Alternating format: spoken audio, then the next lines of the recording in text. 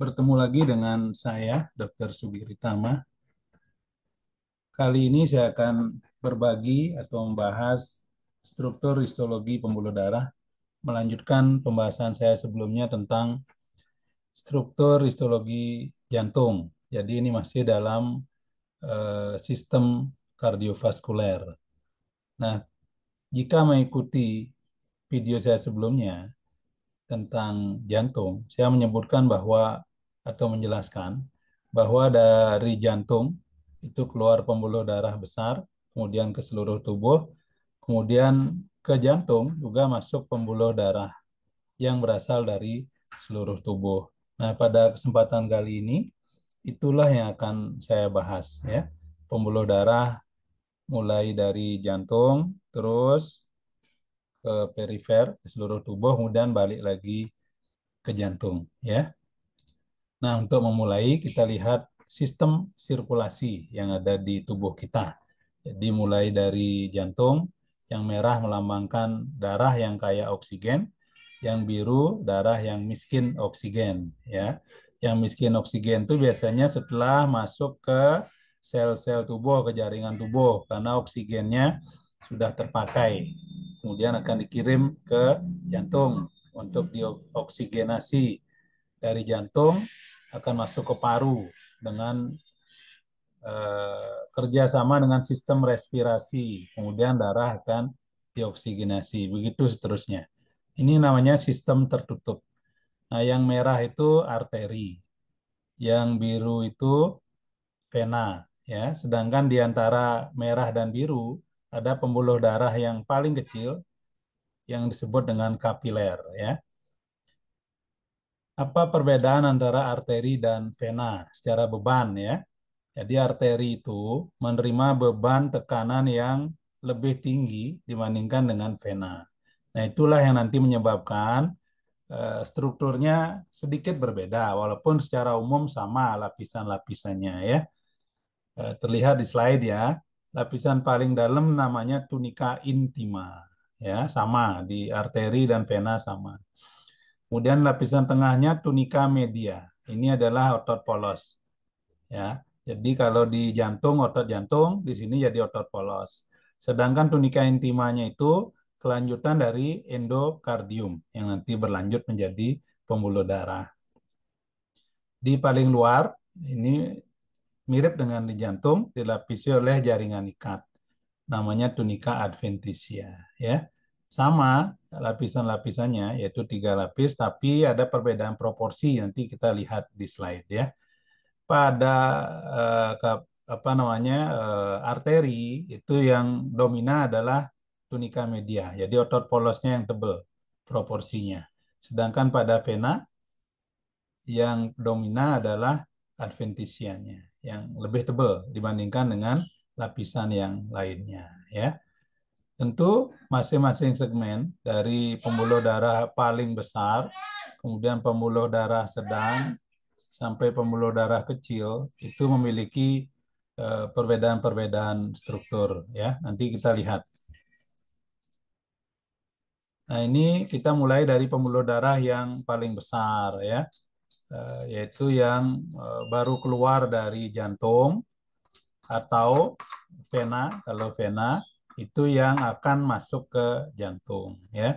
Nah, jadi kalau arteri mulai dari besar, sedang, kecil menjadi kapiler. Kalau vena dari vena kecil, sedang, besar, kemudian masuk ke jantung ya. Ini perbedaannya ya. Nanti kita lihat lebih detail dengan apa yang tadi sudah dijelaskan sebelumnya ya, perbedaan umumnya ya. Bahwa di arteri itu yang lebih tebal tunika media, sedangkan di vena yang lebih tebal tunika adventitia. Nanti kita lihat. Kita mulai dari arteri ya. Nah, arteri besar nama lainnya elastik arteri ya. Kenapa begitu? Karena banyak sabut-sabut elastis di sini. Nanti kita lihat ya. Di tunika media itu kaya dengan sabut elastis yang menyebabkan arteri ini, contohnya arteri karotis ya, yang baru keluar dari jantung, dan arteri pulmonal, itu sifatnya sangat elastis. Dia bisa ketika jantung memompa darah ke sini, pembuluh darah ini akan melebar karena dia sangat elastis. Kemudian ketika tekanan jantung berkurang, elastisitas dari pembuluh darah ini akan mendorong jantung balik ke mendorong darah balik ke jantung. Itu akan menyebabkan penutupan katup jantung salah satunya. Kemudian elastisitas ini sangat penting untuk menjaga tekanan darah tetap normal ya. Keseluruhan di pembuluh darah. Ketika elastisitas berkurang, misalnya karena proses penuaan, maka tekanan darah cenderung akan meningkat ya. Dan kemudian penjalaran impuls di sepanjang pembuluh darah ini karena elastisitasnya juga menimbulkan denyut nadi yang bisa kita raba di pembuluh darah kecil ya. Nah, itu. Ini kita lihat lapisan-lapisannya ya. Ini lapisan dalam, tunika intima namanya. Nanti kita lihat lebih detail apa isinya. Ini lapisan yang sangat tipis. Kemudian yang paling tebal tunika media. Di sini terlihat ada gambaran selang-seling ya antara bintik-bintik hitam, yaitu inti sel dari otot polos maupun dari sel fibroblast. Kemudian di sela-selanya dari otot polos ada sabut elastis, nanti kita lihat di pembesaran kuat. Kemudian paling luar ada jaringan ikat padat. Ini yang kaya dengan kolagen. Ini tunika adventitia. Nah, ini pembesaran kuat ya. Kita lihat tunika intima. Ini bagian paling dalam. Nah, di sini dilapisi ya, tapi di sini tidak utuh ya gambaran histologinya. Dilapisi oleh endotel ya, epitel selapis pipi. Jadi sama yang melapisi jantung pada bagian dalam yang kita sebut endokardium. Fungsinya juga sama, yaitu untuk memastikan darah mengalir dengan lancar ya, dengan smooth, tidak terjadi turbulensi, tidak terjadi pembekuan. Jadi penting sekali peran dari endotel yang ada di sini ya. Di bawahnya itu ada ini jaringan ikat ya, elastik. Sabut elastis tepatnya ya, sabut elastis. Nah, kalau pada pembuluh darah sedang itu sangat jelas terlihat namanya tunika elastika interna, yaitu lapisan sabut elastis yang membatasi tunika intima dengan tunika media. Itu namanya tunika elastika interna di sini ya. Ini sabut-sabut elastis. Di sini terlihat tunika media ya. Sudah mulai terlihat ini yang bergelombang ini gambaran dari sabut-sabut elastis ini ya. Berselang-seling dengan otot polos. Ya. Ini yang menggambarkan bahwa jenis pembuluh darah ini yang besar-besar itu kaya dengan sabut elastis. Sehingga disebut dengan elastik arteri ya, arteri tipe elastik. Kita fokus ke tunika media sekarang. Nah, ini menggambarkan ya bagian proporsi paling tebal ini. Kemudian terlihat ada gambaran selang-seling antara sabut elastis yang berkelok-kelok dengan otot polos ya. Nah, jadi bagian ini relatif sangat elastis dan sedikit bisa berkontraksi karena ada otot polosnya. Terutama nanti di pembuluh darah sedang ya. Jadi otot polos di sini bisa kontraksi sehingga kita mengenal pembuluh darah ada namanya melebar, namanya vasodilatasi, menyempit namanya vasokonstriksi ya. Itu yang menentukan nanti juga tekanan darah ya. Jadi tonus pembuluh darah dijaga oleh otot polos yang ada di sini. Kemudian elastisitasnya dijaga oleh sabut-sabut elastis. Dua-duanya sangat penting untuk kesehatan dari pembuluh darah ya. Dan di luar kita lihat jaringan ikat, tunika adventitia. Nah, ini gambaran tunika media dengan pembesaran kuat ya. Terlihat ada ini yang belok-belok ini, yang berkelok-kelok sabut elastis ya. Kemudian ada otot polos, selang-seling. Ada inti sel ya yang dimiliki oleh otot polos dan juga sel-sel fibroblast yang menghasilkan sabut elastis ini ya. Inilah gambaran tunika media. Dengan pengecatan khusus itu bisa melihat gambaran yang lebih detail ya. Pengecatan khusus untuk sabut elastis misalnya. Nah, pada gambar ini pengecatannya pakai HE ya.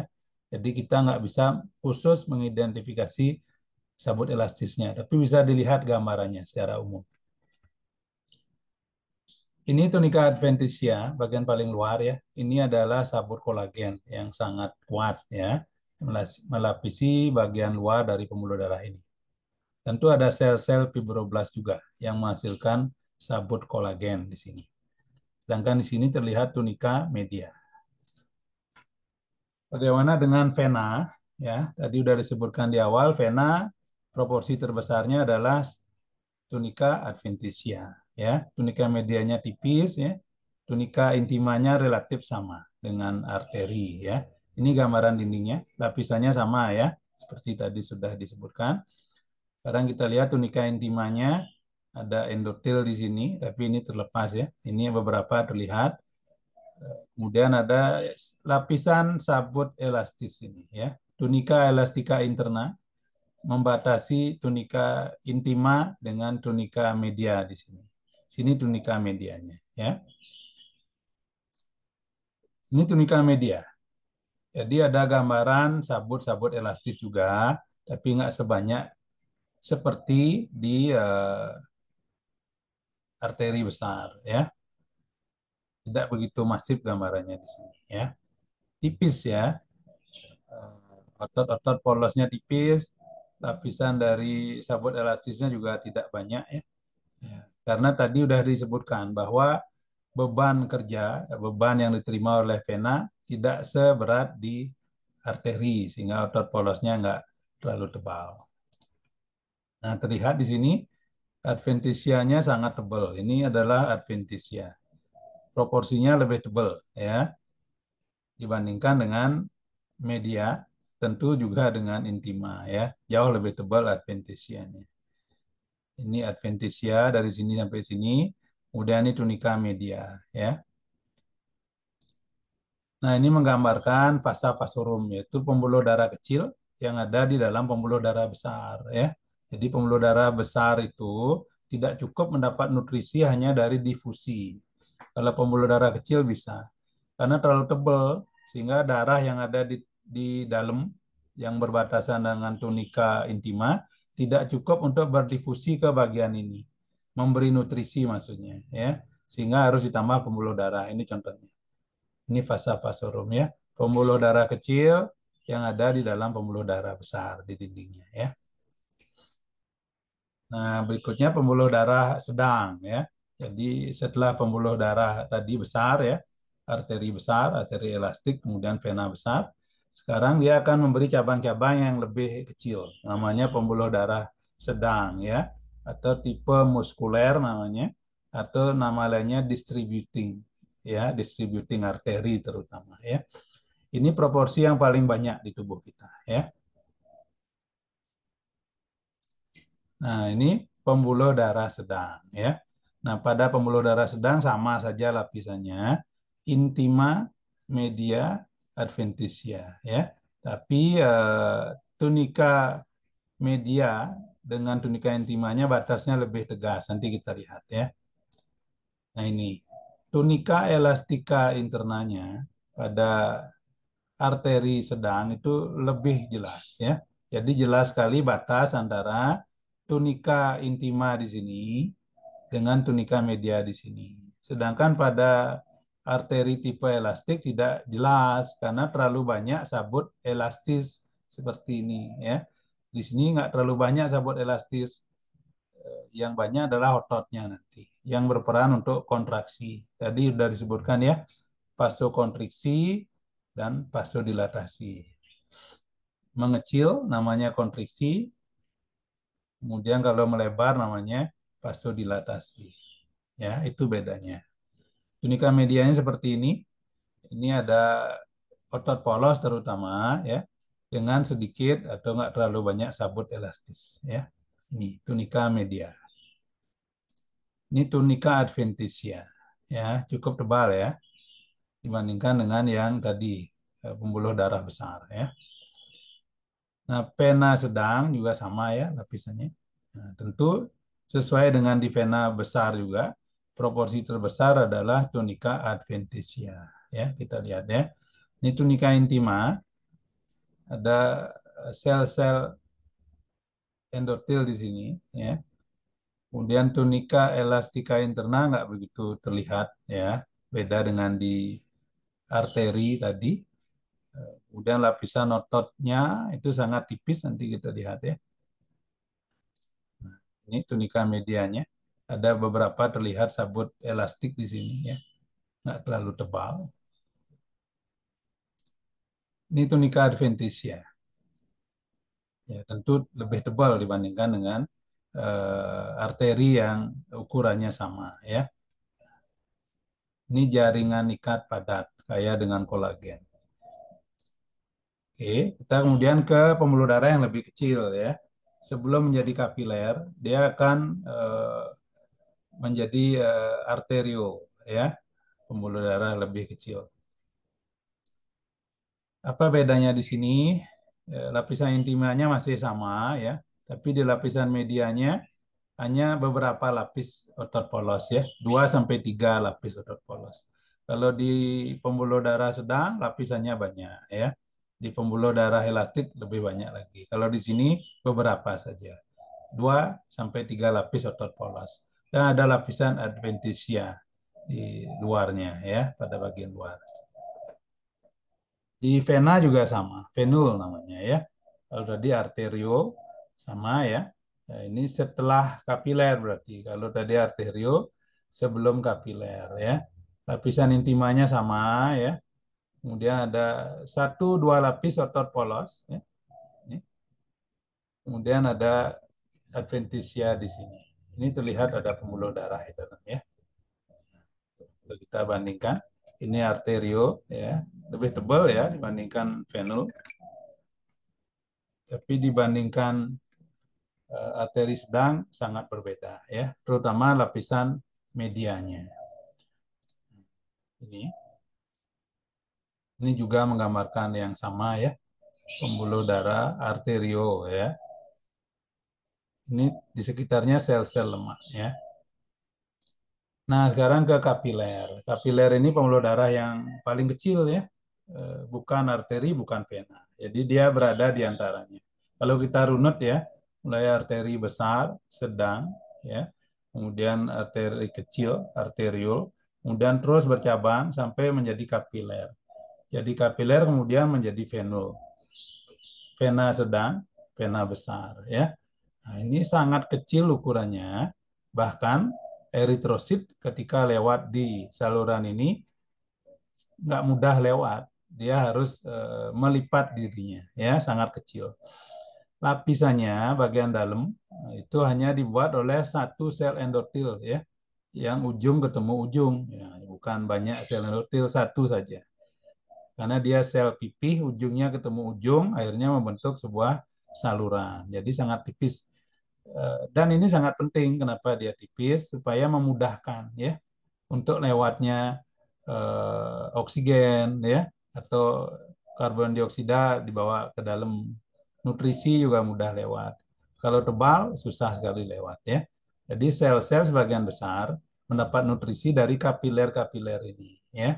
Karena sesuatu itu mudah keluar dari arteri, dari kapiler, mudah juga masuk, mudah terjadi pertukaran ya. Jenisnya ada banyak kapiler ya. Ada kapiler kalau baca di buku ada yang continuous ya. Continuous artinya dindingnya utuh.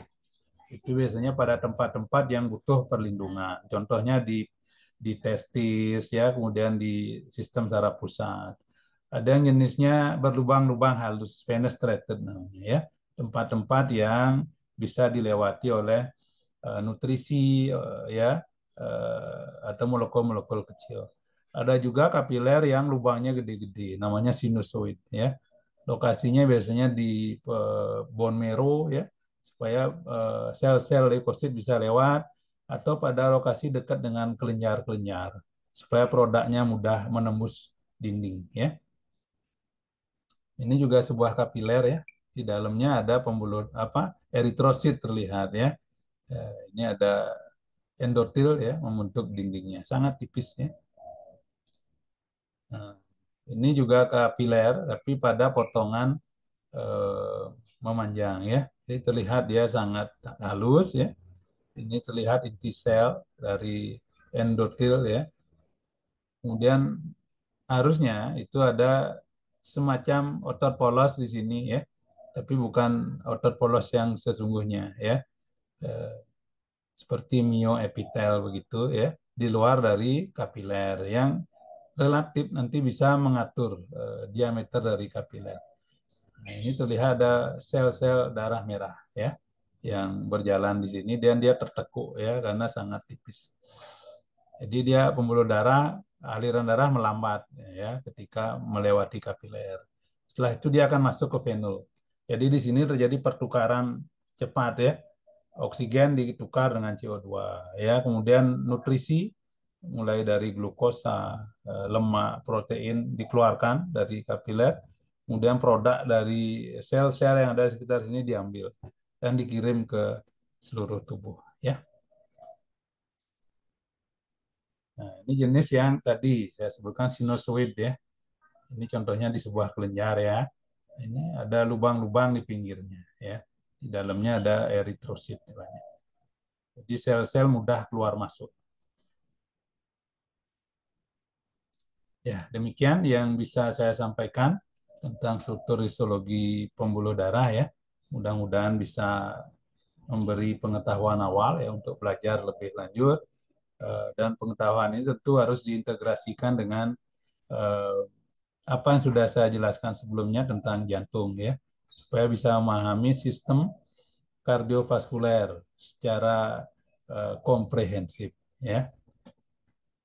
Oke, sampai di sini ya. Sampai ketemu di video berikutnya.